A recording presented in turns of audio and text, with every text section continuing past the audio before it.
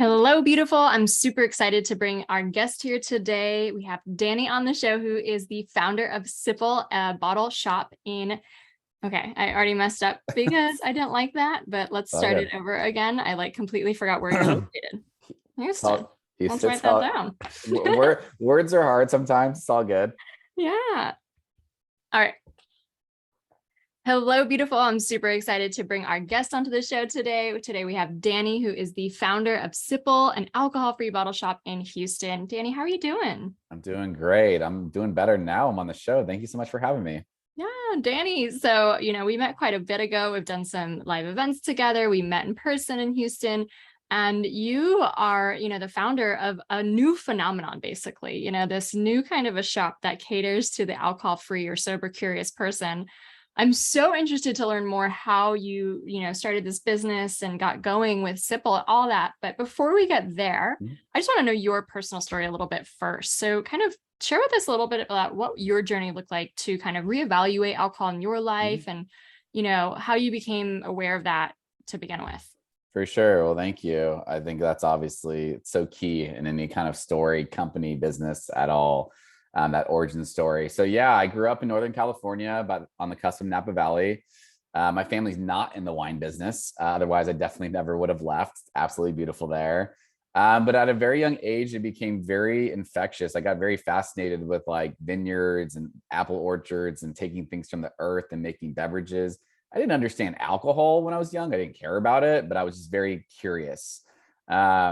And that led me to be a beverage nerd for over 25 years now. I studied wine for 9 years while I had a totally different career. But my career for a long time, the majority of my life has been in alcohol, beverage director, sommelier, doing things, producing wine and other beverages. And honestly, it was all consuming. All my friends, colleagues were in the business as well. One drink obviously turned into 10 drinks, on a happy hour. I was tasting 5 wines to 50 wines a day on average. Having, purple stained teeth and lips most days, not a hot look. And so I was approaching, late 30s, and I just felt very lost. I hit my lowest of lows fall, winter 2019. Was going through a very, very hard time. Trauma as well. I had trauma at a young age. And all I'll say is my oldest son became the age when that happened to me. So it was a trigger that really happened. I started to spiral, drinking more. And I, wasn't living at home at the time. My partner and I got separated. It was just very dark. It was as we like to call it, the dark night of the soul. Very hard time. And I was very lost. And I honestly didn't know if I was going to be here much longer. I was very on that fence line of life and death. And I think my kids kept me here, my kids and my soul calling too. And then I really, something came to me from the universe to cut back mindfully. I knew I wasn't going to be able to cut alcohol completely because being in my career and stuff like that was going to be too, not impossible, but hard. So I started cutting back mindfully because the truth was I was drinking myself to sleep. That's how I was coping. I used it as a coping mechanism, numbing tool. I was doing what my dad did. So I was literally following conditioning of what I learned. And I wanted to break that vicious cycle for my kids. I have 3 young kids. And so I started cutting back more and more. And I saw the benefits of it. I saw the benefits of better sleep. Because the truth is, you don't sleep well when you drink alcohol. No one does. You might pass out, but you don't sleep well. Higher functioning at work, doing things, got way more work done. More patient with myself and my kids, more present. I think the being present in the moment was the huge one. And I really wanted to start cutting alcohol out of my life because I realized it was lowering my vibration. And I really didn't like that. I'm a very spiritual person, and I didn't like what it was doing to me. And I was cutting a lot of things out of my life, people and things, including alcohol, that didn't serve me anymore. So it was little by little. And then I'm very active in the transformative medicine space and plant medicine. And I've been journeying for 2.5 years. And I've been doing a lot of processing with trauma and mental health and a lot of things. And I had my first journey February 2020. Something from the universe was telling me to do something before the pandemic hit. And I call it a cosmic side effect. I went in, my intention of this ceremony that I did was rebirth. I wanted to start, I didn't want to live the life I was living anymore. I couldn't anymore. And then a month later, my colleague who I work with, one of my best friends, he was like, "Hey, do you want a drink?" And I'm like, "No, I'm good." He was like, "Hey, you haven't had a drink in like a month." And I was like, "No way. Like, that's funny." He was like, "Seriously?" It's like, "When's the last time you had an alcoholic drink?" I was like, "Well, the other day." Whoa. Wow. It's been a month. And it just didn't even register to me, come across, because I was able to detach and disassociate my attachment to alcohol, what I was using it for, didn't even realize it. And then really started living my life alcohol free right around the time the pandemic hit, which was a blessing in disguise because I have a lot of friends and colleagues in the alcohol business, the beverage business I was in, and they went down the deep, dark rabbit hole. And the truth is, I know I wouldn't be here if I didn't cut alcohol out of my life in 2020 during the pandemic. I would not have survived. So it was a blessing in disguise. And that led summer 2020 to work on Sipple to create something new in this space and stuff. But yeah, it's been a wild journey and a roller coaster, but I'm so happy to be alive and healthy, alcohol free, and also share that love and excitement with people. Yeah.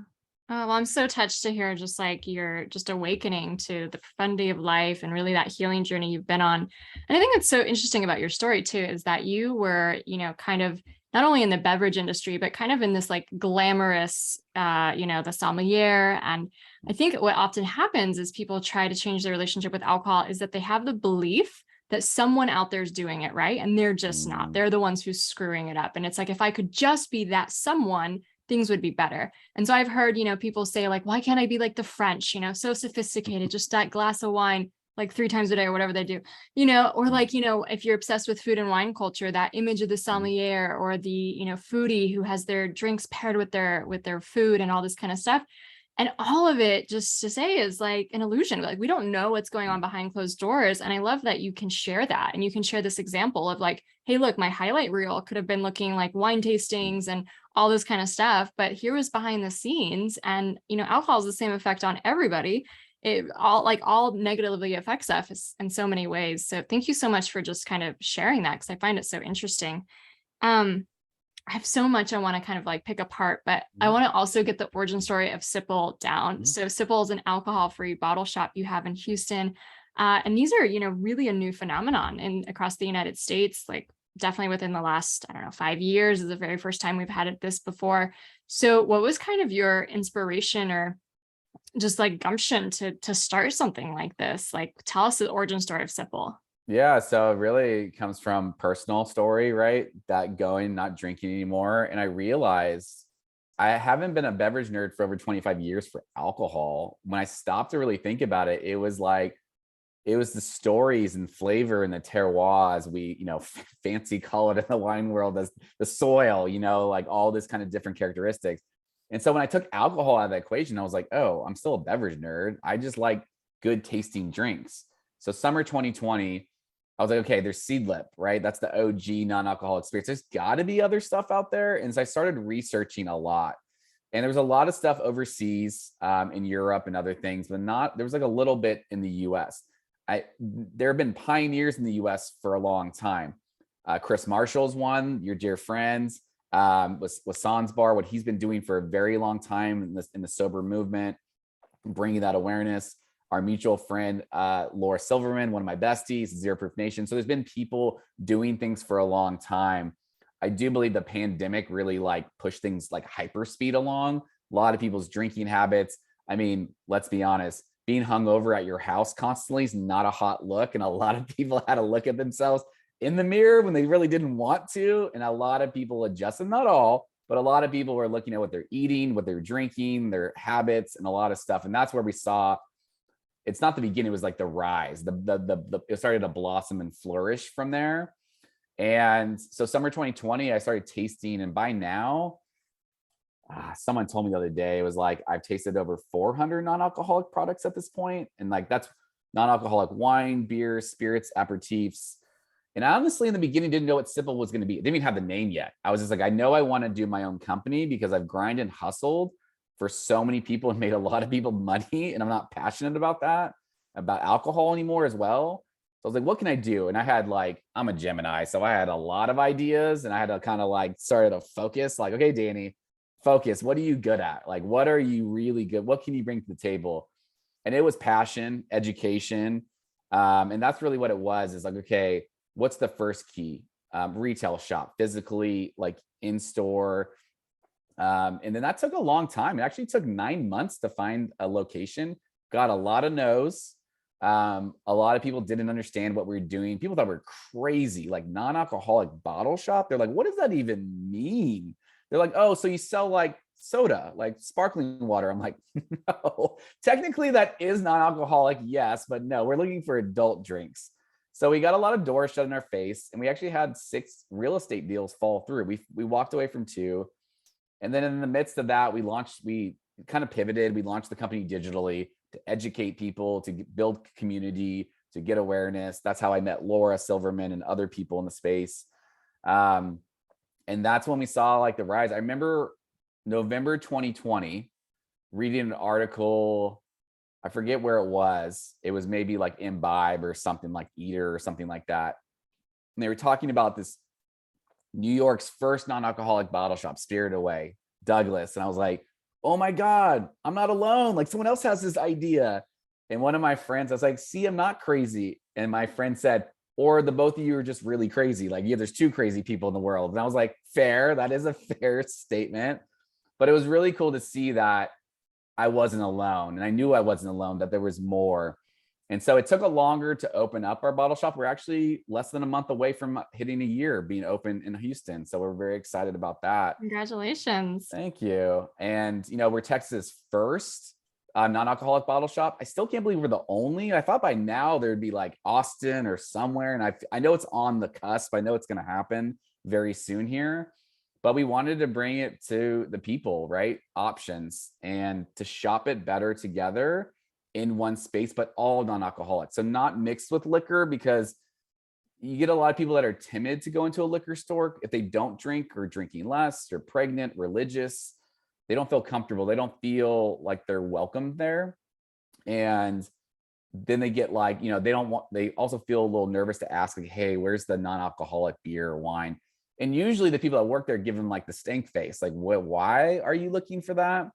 So we wanted to create a very inclusive environment. It doesn't matter if you drink, you don't drink, you're welcome. You don't have to tell us we don't even ask you if you drink or not. It's none of our business. Hey, what are you looking for? What do you like to drink?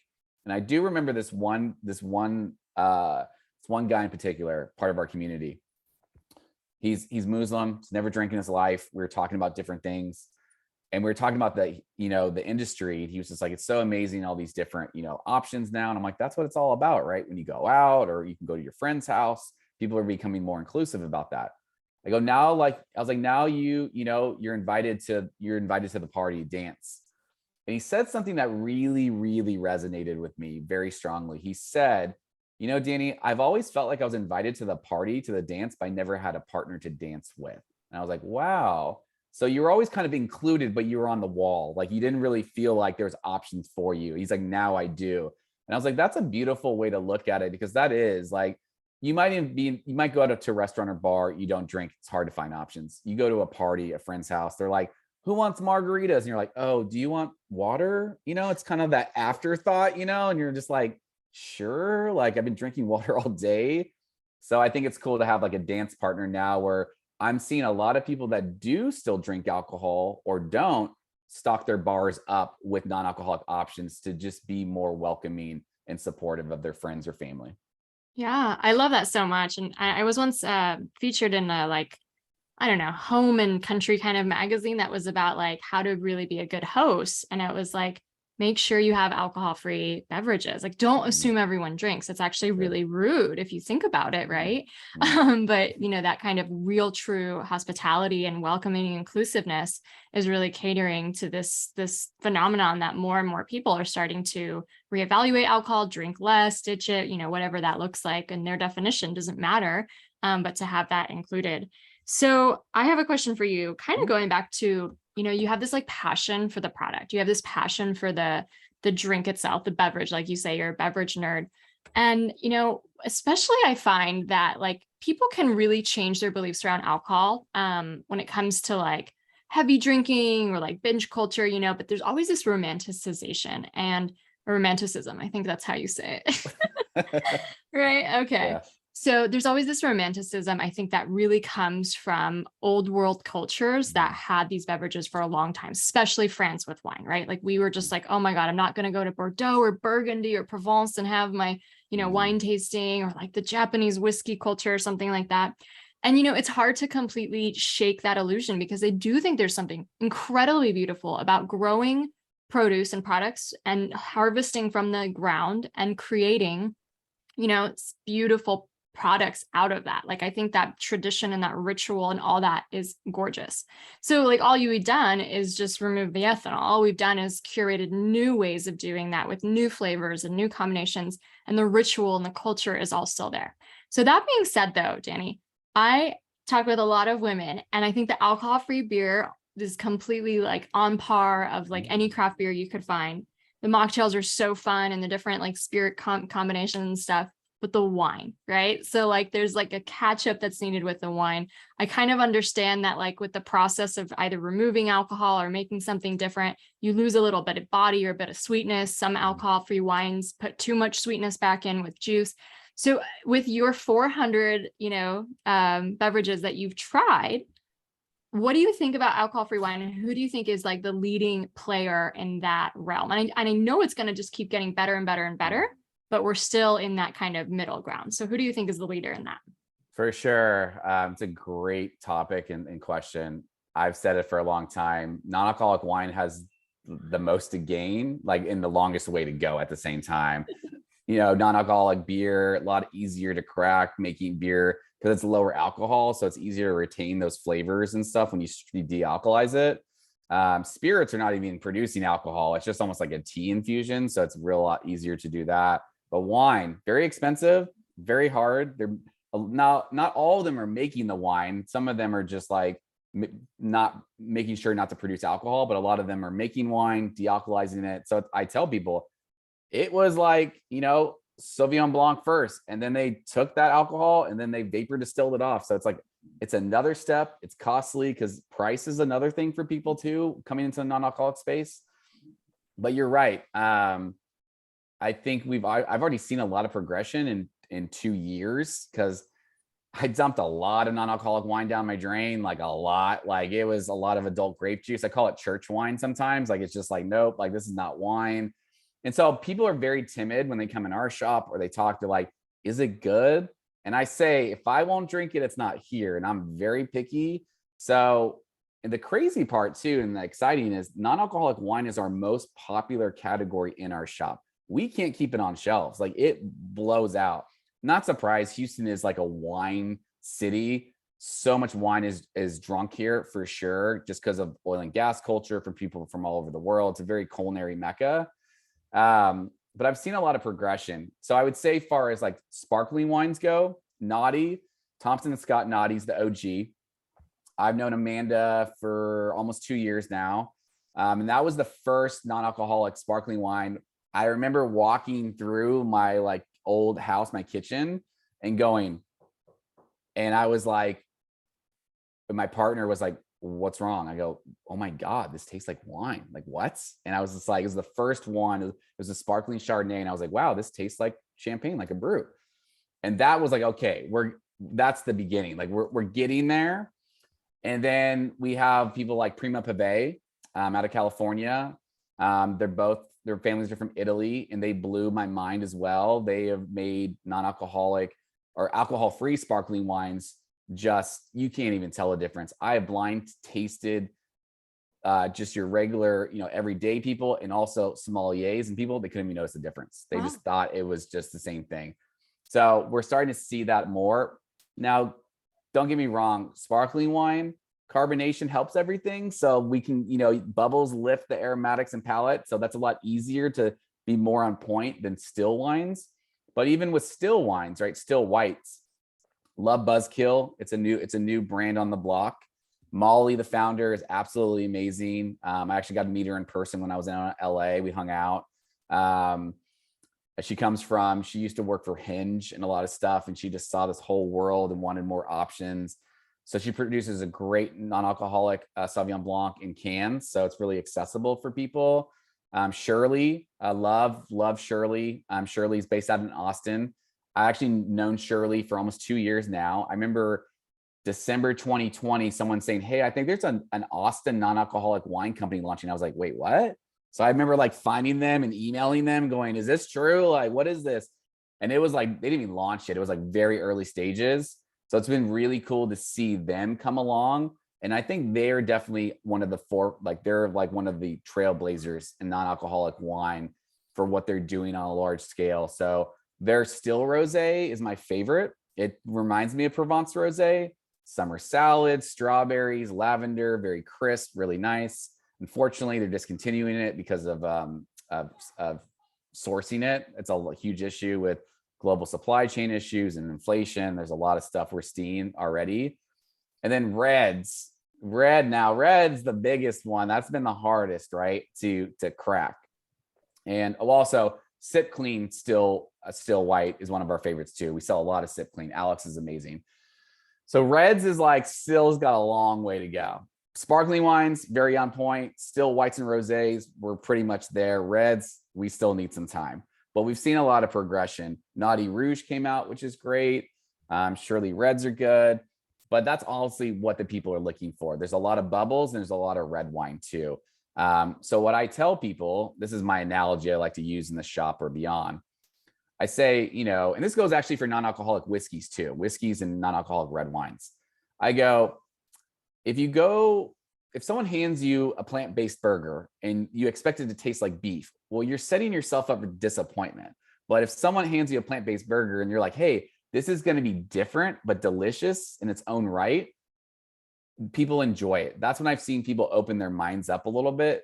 I do understand people want that one-for-one replacement, but when you take out alcohol, ethanol, it just changes tannins, acidity, flavor. It does all these different things, right? So we're trying to get people to open up their minds. And I'm like, 2 years ago, there wasn't even this many options. Like, look where we are now and look what we'll be in 2 years. It's really cool to see how people are getting the opportunity to be picky. Now they're not just like anything alcohol free. What is it? I'll take it. Now they're like, oh no, actually I like this over this. And I think that's a really cool thing to see now.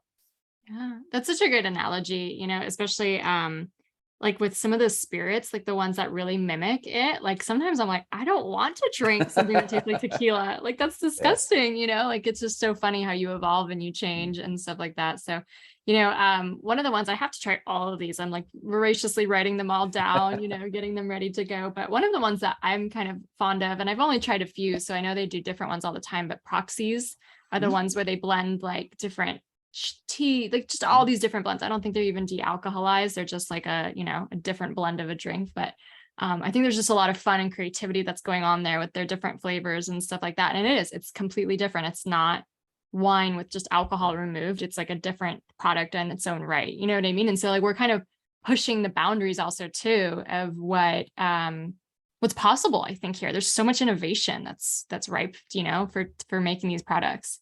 For sure. We actually have a whole section for wine proxies and people get very interested. What is this? I'm like, well, you drink it like it's wine, but it's not wine. They're like, what? They're like, that doesn't make sense. I'm like, okay, when you want a wine moment, this is it, right? It's like, this is what you're going to go for. There's Copenhagen sparkling tea, which is absolutely wonderful. Probably my favorite wine proxy is Non from Australia. Aaron, the founder, dear friend of mine.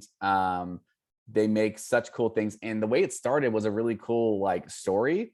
They went to a lot of Michelin star restaurants and they basically broke down food dishes in wine. So they're like, okay, you have this food. It could be like a risotto with with tamari and this and combo. And then you have a beverage that needs to be citrus. And so they broke down Michelin star restaurant meals and then liquefied them into a bottle. So it was like this crazy concept that they did. And I think they're fun. I always tell people they're for the open-minded and the adventurous palate though, because they're not wine. I go, don't go home and think it's going to taste like champagne or a red wine. It's not, but they are really cool and they're food friendly. They're great things to take to parties with people and to share and to experiment and just kind of have fun with. Yeah. That being said, I'm curious, like, as you're, a pioneer in this industry and really have kind of a pulse on it. I hope, and this is like my vision and my dream, right? Like the food world will really change too, right? So that like you go to a fine restaurant or like a foodie restaurant and you're not just given like a 500-page wine list, but really that these options are starting to get included. I know, for example, the French Laundry already has an alcohol-free pairing menu. I think a few other like incredible restaurants do. So I'm curious, what have you seen? Like, what's your pulse on that kind of world? Like, how is this, we can buy all the drinks we want, right? And then have them in our house. But like, how do you see restaurants and or, bars or kind of those kind of institutions changing too? Yeah, great question. One thing I want to touch on real quick though is I love how you talked about, wine and alcohol like romanticized, because it really is like, oh, you have a glass of Burgundy or Napa Cabernet or Chateauneuf de Pop, and it is, there's so much ego there. There's so much just like, I'm drinking this. And I remember like, I was always like the anti-som, honestly. Like if I wasn't working and I wasn't in a suit, like I would go to these like som parties and I'd be like in my jeans and a t-shirt and they'd look at me and I'm like, we're not working. Why are you guys in suits right now? And they'd always be like, oh, have you had this bottle? I'm like, it's $8,000. No, I haven't had that. Like, but it's just, it always made me laugh. I'm like, look, there's great wine at $10 and there's horrible wine at $10. Same thing can be said for $10,000 bottles too. I've had great wine at every price point and bad wine at honestly every price point. But there is that level of like, and my partner Helenita's kind of leading a charge on this like mommy juice stuff, like really going, it's not like, no, like why are we romanticizing like drinking in the afternoon or like it's funny to be drunk and not remember what you do. Like it's not becoming at all. And wine is that still that biggest thing where it's just like very upscale and elegant. I'm like, but it's still alcohol. Like you're still getting drunk. And if you want like a glass of wine with your dinner, sure, that's moderation. Have that, enjoy that. But after one or two glasses, no one needs to drink more than that. Like it's just, you're drinking for flavor. So I love that you brought up that point because that's something we're also trying to move aside is, okay, if you're going to romanticize drinking wine or alcohol, then let's put a huge light on not drinking because that's really cool. And that's actually really like positive too. Like knowing your body, being present, being being sober or sober curious or whatever it is. So I love that you brought that up. Now in restaurants, interesting you brought up French Laundry. So my dear friends Carly and Ian from All the Bitter, they actually met at there. It's an alcohol-free bitters company in California, and they actually met at the French Laundry. They were sommeliers there. Oh, wow. And Ian told me a story. He said, he was like, I have such more of appreciation. They don't drink anymore. They had kids. They cut back drinking because honestly, the same thing with me. It was the same kind of like drinking too much. It didn't serve them. But Ian told me, he was like, I would purposely not order non-alcoholic beer because I was just like, why are you in Napa not drinking? Right? Like, what are you doing? So he was like, every week there would be one or two people that would order a non-alcoholic beer or something. And he was like, I would have to walk down to the corner store and get a 6-pack. And I was like, why do you do this? Because he was like, I was stubborn, but now I see like, what was I doing? Right? Like I wasn't being inclusive. And so we did have that whole conversation about your dive bar, your casual bistro at the corner to your Michelin star restaurant. There should be options. Think about a Michelin star restaurant. There's almost like 6 different sparkling waters at times. Like it's crazy. And then you look and it's like, wait, where's the non-alcoholic options? Just like soda or water. So I really hope the Michelin, the group creates a new thing about non-alcoholic like cocktails and drinks. And that should be a part of earning a star is offering those things as well. So Yeah. that's what I really kind of like charge them with, like, hey, like you should do this to raise the ante. So I've seen, it's great French Laundry, what they're doing. I've seen a lot of other restaurants around different cities doing more things, offering. There's a restaurant in Houston called March, which is like a fine dining restaurant. And I consulted, and that was back in, I think it was last February or something like that. And I helped them develop a 9-course non-alcoholic cocktail menu for the first time. So people could go and get the 6-course or 9-course meal And then now they could have they could have a non-alcoholic cocktail pairing menu to see that. So we're seeing it more, but I always tell people to ask. Hey, if you're at a restaurant or bar, always ask, do you have options? Call, ask your bartender, ask the manager, create that demand, because as they hear it more, they might get a little bit more interested and take it. I don't want to say take it seriously, but there's a learning curve that like, who's going to drink this? I'm like, a lot of people would drink this. Just put it on your menu. Yeah, I love that so much. And I think that, at first really builds a lot of courage. Like I really applaud anyone who's out there asking their bartender or the waiter for a non-alcoholic option, and it's like, it almost kind of sucks that they have to ask, like it's not just there and they're like, oh yeah, we've got something. And you're like, well, why isn't it on the menu? You know what I mean? But it really does show that the demand, and like, businesses cater to what the customers ask for. And if we're not asking for it, like the culture will never change. So it's like, we are all little activists in our own respect to be able to our local, watering holes and restaurants and just ask politely, what are their options that they have. And it just like brews, like you said, that new interest in potentially offering that.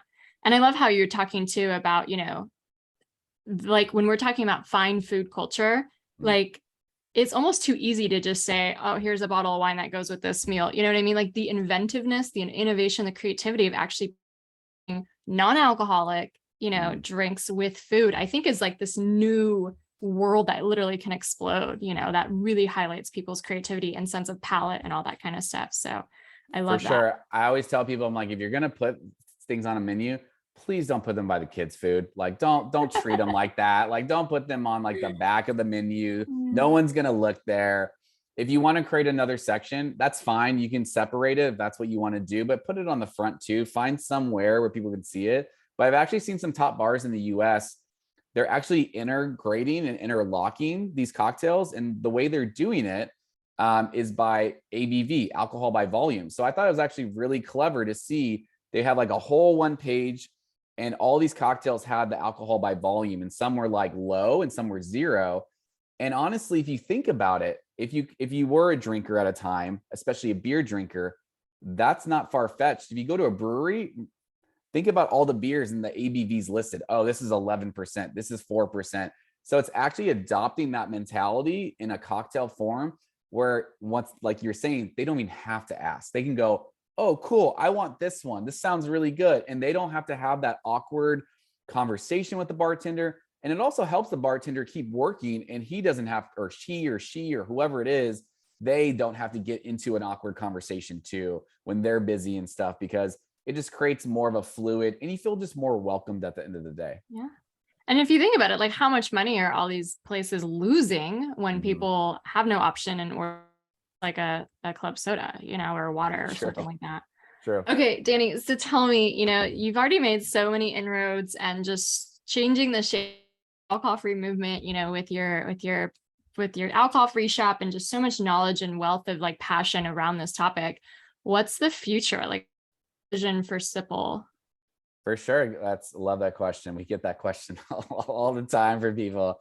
We're not going to open up more bottle shops. I can tell you that.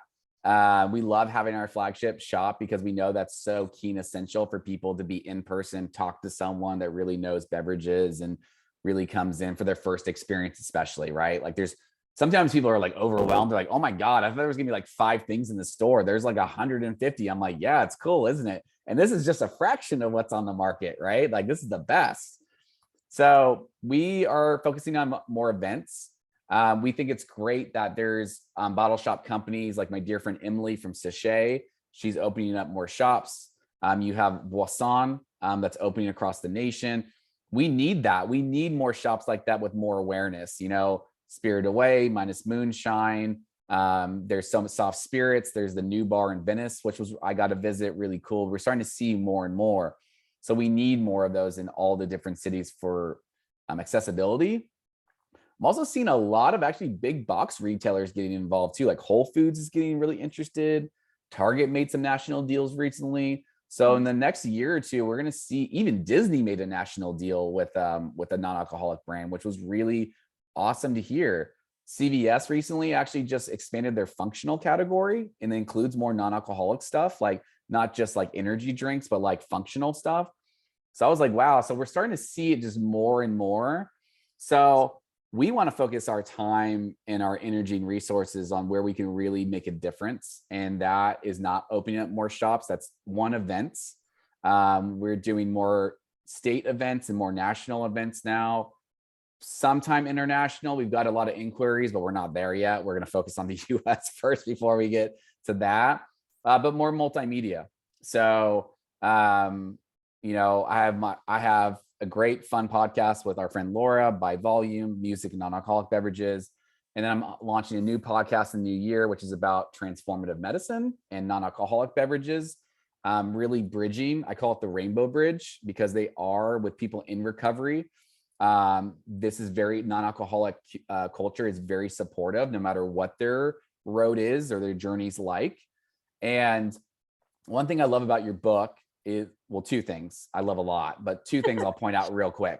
One, I love how just transparent you are and genuine, sharing your story and really being open about like why you even wrote this book and like how it came to be. And I love how transparent you are just with your community and your listeners and your friends, your colleagues, your family, fans.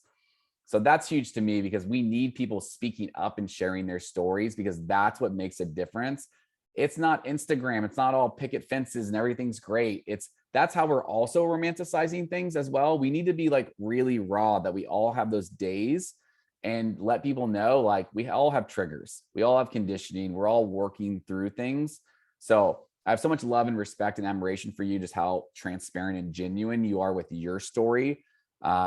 And I think that's why you resonate with so many people, and so many people are drawn to you. Two, I love the aspect that, that people can be who they are, right?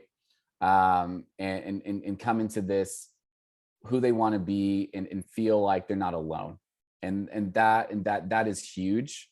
And with more shops. So like we are doing, and the one thing is the gray area drinking, right? That you've talked about it, it, and it was never black and white. Like, honestly, it was treated like black and white, but the truth is like, it was like, you're an alcoholic or you drink alcohol. Like, what are you? And it's like, well, no, I actually operate in this like thing. So recently I said on a like an interview or call, I said, you know what, I'm actually proud to operate and live in the gray area, because that's where I am. But you know what? No, it's not gray. We want to paint it a rainbow, and we want to color outside the lines. So that's what we're trying to do, is showing people that this gray area is not actually gray. It's so full of color and so full of life, and you can really make it what you want it to be. And so events is one, those like in-person social like events where people are like, oh my God, this is good. I'm like, yeah, isn't it fun? Like, it's good. You can drink this, like you can do whatever. And then also multimedia. So on the background, I've been working on a TV show about non-alcoholic culture and transformative medicine too, really showing people like this world. And that's what we're gearing towards. And more people will see Sipple is partnering and supporting more transformative medicine, the movement. South by Southwest this year we did, this summer we did, and we have a lot more stuff coming. We're very active in that community to show people that, it's about healing. It's about mental health. It's about being true to yourself in your journey. And there's other options out there to find that community and that support. And it's not just black and white. It's not gray. There's a whole beautiful rainbow world out there to discover. Oh, I love that so much. I think we could record a whole other podcast episode just on transformational medicine. So I'm not even going to touch that one. But it's just so true. It's like, there's nothing that really carries that many dualities, in our world. Our world is complex and nuanced, and to just put people into these two buckets has never worked. And I love the analogy of even taking the gray and really creating like just limitless potential. It sounds like, like you are literally all the colors. So Danny, I'm just going to ask you one more question before we end. Sometimes I recognize that there's this almost puritanical need to prove that one does not need to drink these kind of beverages. It's like, I'm going to ditch alcohol and be just this aesthetic person who lives on water. I don't know if you've ever encountered that, maybe not as much, because like people come to you obviously looking for these beverages, but I do mention that I used to drink them a lot more when I first started my journey as like a replacement, and maybe now it's more for fun. But I'm also not saying that to make it like seem like oh, if you need this every day, right? Like there's some kind of shame in that. So like, can you just give us some lighthearted advice about anyone who's coming from that perspective? Yeah, absolutely.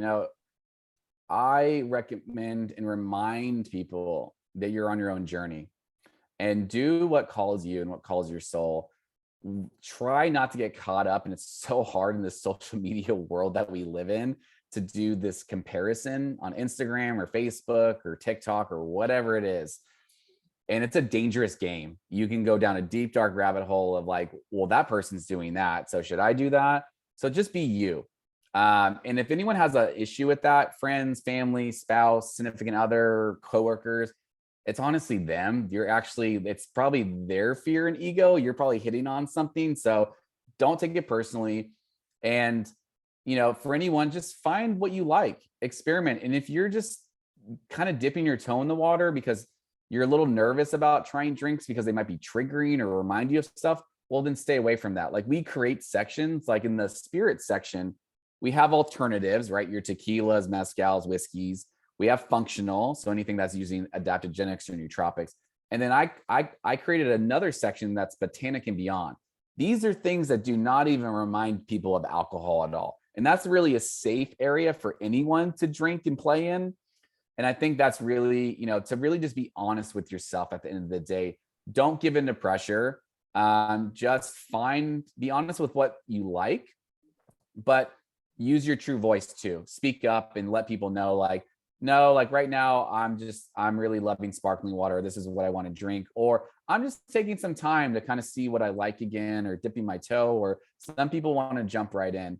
It all comes down to just be you, and be proud of that. And also take a step back and just reflect on where you were and where you are, because it's a huge moment in your life to ditch alcohol or to cut back because of the conditioning in the world and social norms. So that's a huge deal. So I always tell people, remind yourself, applaud yourself, be proud of yourself, give yourself some love there, right? And grace. And don't do something because everyone's doing it or it's something new, but you made a huge decision that will forever change your life. And honestly, it will influence and inspire others as well. It's a huge moment.